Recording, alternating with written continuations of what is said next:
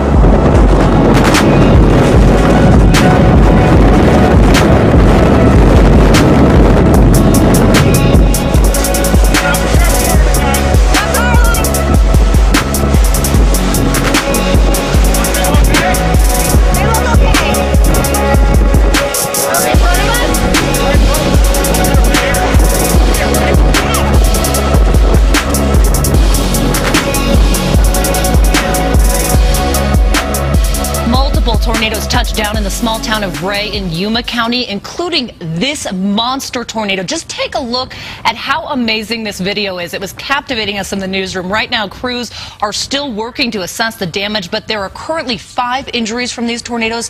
Fortunately, all minor ones. The largest of the tornadoes was a half-mile wide and left a 6-mile path. At least 3 homes received significant damage because of these tornadoes, and at least 1 business suffered significant damage. Deadly and violent tornadoes left a trail of devastation in parts of the Great Plains. At least 2 people died after tornadoes tore through Oklahoma. A series of storms flattened homes. About 24 twisters were reported yesterday across Oklahoma, Nebraska, and Iowa. More severe weather could hit parts of the Great Plains and Mississippi Valley today. Manuel Bojorquez is in the city of Wynnewood, that is south of Oklahoma City. Manuel, good morning. Good morning. The power of the tornado that struck here becomes clear when you look at damage like this. This car was destroyed, and the owner of this home managed only to survive by running into her underground shelter just before the house was wiped clean off its foundation. Her neighbor was killed. Damage like this stretches for at least 4 miles here and is just some of the destruction unleashed across the region. Oh my God, that's the most violent motion oh my God. This is the twister that decimated Garvin County, Oklahoma Monday. Oh no, there's the lines. Violent high-speed winds ripped away everything in their path, including trees and electric poles. Forecasters declared a tornado emergency for communities in the track of the fast-moving tornado. A 76-year-old man was killed. Family members say he was on the phone with them when the storm hit. He said he could see trees are coming up in his yard down through here. And then his friend said a little bit the phone just went dead. Lisa Buckner lives next door. Ran back to the cellar, locked down, and started praying. Her house was one of several torn to pieces. And I walked out and I seen everything, I think I kind of went into shock a little bit. In nearby Johnston County, another man was killed after a tornado snapped trees and damaged buildings. County Commissioner Roy Belvins called on a friend to help him search for the victim. And when he got there, he said thought he was still alive, but it was bad. Tornadoes weren't the only threat. Along this highway in North Texas, we've seen everything from heavy downpours leading to flash flooding, and what you can hear there, that's hail. In Lincoln, Nebraska, hail and heavy rainfall pummeled entire neighborhoods, while flash flooding stranded drivers. Severe thunderstorms rumbled across Little Rock, Arkansas. As the storm moved east and further north, high winds damaged an airport. The system that caused this destruction now moves east, with severe thunderstorms in the forecast for the central and southern plains. And parts of the Mississippi Valley could see heavy rains and possible flooding.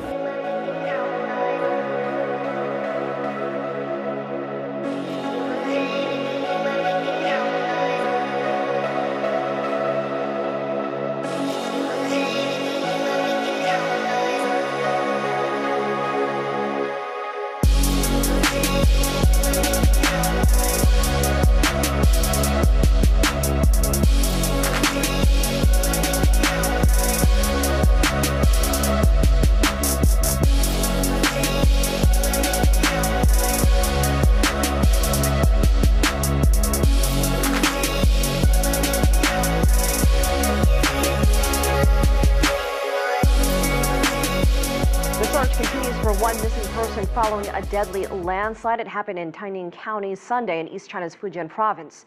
35 bodies have been recovered and over a dozen others were rescued. CCTV's Hunan has the latest. Large-scale machines arrived together with nearly 200 armed police soldiers vowed to find the missing. Live signals were detected. The soldiers are working on the location where live signal was detected. The detection machine is very sensitive to possible living signals. We followed one signal but just recovered 2 bodies. But the heavy rainfall overnight suspended the rescue work.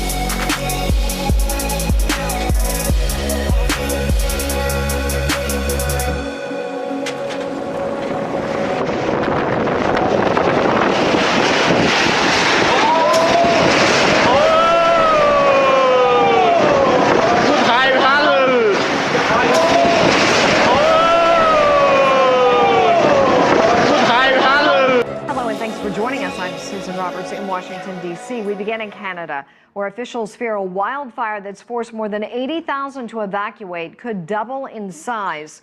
Officials are warning nearly 3,000 square kilometers could burn by the end of Saturday. As weather remains dry, it's feared the fires could burn for weeks. Early estimates predict the blaze could cause some $7 billion in damages. Officials are appealing for more donations and supplies as evacuations continue. CCTV's Rowie Ruttenberg reports. The recreation facility in Lac La Biche, a small town 2 hours south of Fort McMurray, is now a fully operational evacuation center. Some fleeing the inferno arrived by bus. Others came on their own. Cheryl Cole drove here with her husband and pets. And at first I thought, well, maybe it'll be a day or so and we'll be back. But then when you see, as we're leaving and see more and more of it, you know we're going to be out for a while. Cole and others like her are welcome to take any of the items here. Donations have been pouring in. Local volunteers help sort through the goods. There are places to eat, places to play, and places to rest. And more. This has become a one-stop shop for evacuees. We have every service that people need to meet their basic needs. So we really are hearing great feedback from people like, I can't believe you guys have a kennel, or having insurance here is a good idea, or Service Canada applying for unemployment, or even just a simple fact, we have things like cell phone chargers or computers that people can use, telephones they can make calls with, and all our services are offered for free. Hundreds of people are now living here. More cots are due to arrive. I'm standing on what's normally used as a basketball court, but this is no game. The people here realize they may have lost everything. Most will stop here, collect a few items, recharge, and then continue south to stay with friends and loved ones. Others just sit and try to understand what's happened and what's next. I'm watching it 24/7, every single channel, all day long. I cry. I cry. Just if we'll have a hope to go to jobs where we're gonna live, money, but we're doing okay. The people are wonderful. For now, she says, they're all she has. Every week, parents visit this community clinic to have their children examined. The clinic nurse checks their weight and advises on their nutritional needs. Arivola Razavindavao's 7-month-old baby boy hasn't gained the weight he should have. But Arivola can't afford to buy the food he needs. It should have been much greener by now, but there has not been rain for 2 months. If it does not rain, my harvest will be bad and there will be food shortages. Arivola's own crops have failed because of poor rainfall. She's now planted cassava, a type of yam which is not as nutritious as other vegetables, but it's more resistant to harsh conditions. Farmers here in Anetsinaini, just outside the capital, Antananarivo, say poor rainfall has cost them a lot, but they're hoping to make ends meet. In the south of Madagascar, the extent of the drought is far worse. Almost 50% of children in Madagascar under the age of 5 suffer from malnutrition. The year-long drought in this region means more children may need help. The lack of rain persisted, and this has translated into an even more food crisis in that part of the country in 2016. And actually, an assessment conducted by WFP show that about 665,000 people are suffering from severe food insecurity in that part of the country. Many families survive almost entirely on cactus plants. They walk up to 5 hours a day searching for food. 1.9 million people are affected by the drought, and Madagascar has declared a state of emergency. Experts say the El Niño weather phenomenon, which caused the poor rainfall, is over, but its effects will be felt for some time.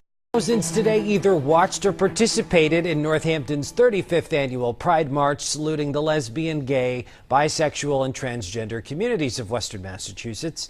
22 News reporter Cy Becker found the Pride March to be a high-spirited event. Thousands of supporters lined Main Street in downtown Northampton, cheering the marchers, many of whom carried banners celebrating their affiliated support for the Pride March on this, its 35th anniversary. Many had come from all across New England to salute the marchers and their cause. To erase the stigma, especially because there are so many people here, there's so much diversity. I love Pride. I love the whole community aspect of it, and we came out to visit some friends who just moved out here and experience the community of Northampton and the way that they celebrate LGBTQ. While attracting a number of out-of-town onlookers, many Western Massachusetts organizations were well represented during the Pride March. At Ludlow High School, we have the Gay Straight Alliance, the GSA, and I'm a part of that group, and we march in it every year. And as parade goers and marchers do each year, they concluded the parade by gathering at the three-county fairgrounds for an afternoon of camaraderie and entertainment.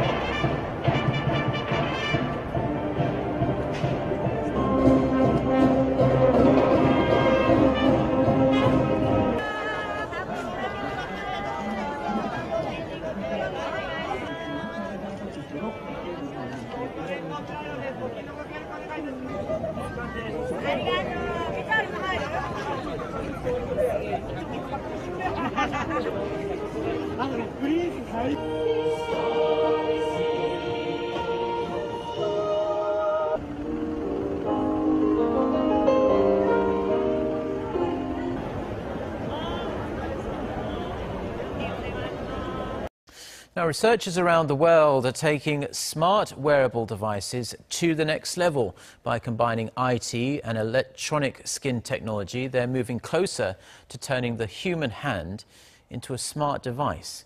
Park Se-young has the details. Wearable devices like smartwatches can be convenient, but the displays are small and at times hard to navigate. As a solution, researchers around the world are working to make smart hands a reality. One Japanese research team has developed a way to turn electronic skin into a wearable display. The researchers created an LED display on the ultra-thin stretcher material that can mimic the pixels on a normal screen.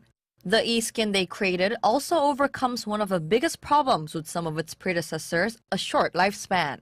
In another study, researchers from the UK successfully created tactile sensations on the palm using ultrasound sent through the hand. Their innovation sends ultrasound waves to the palm from the other side of a hand, leaving the palm to display the screen.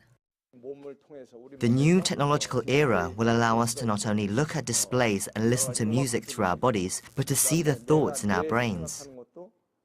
These findings bring the world closer to the next generation of wearable smart devices that see the hand as the ideal platform for electronic displays. Park Se-young, Arirang News.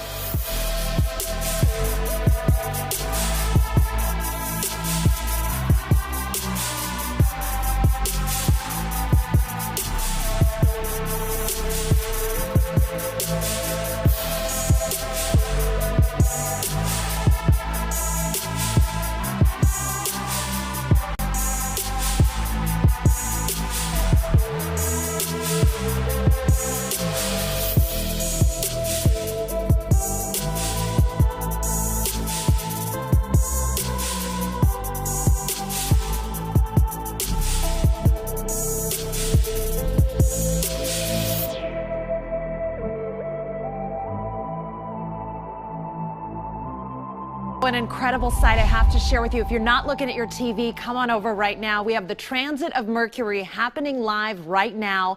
This is our view from Chopper 6. That tiny dot that you can see, that is Mercury. So really incredible. This only happens once every few years. The next one not happening until November 11th, 2019. So this will continue all the way through 1117 as Mercury moves across the sun.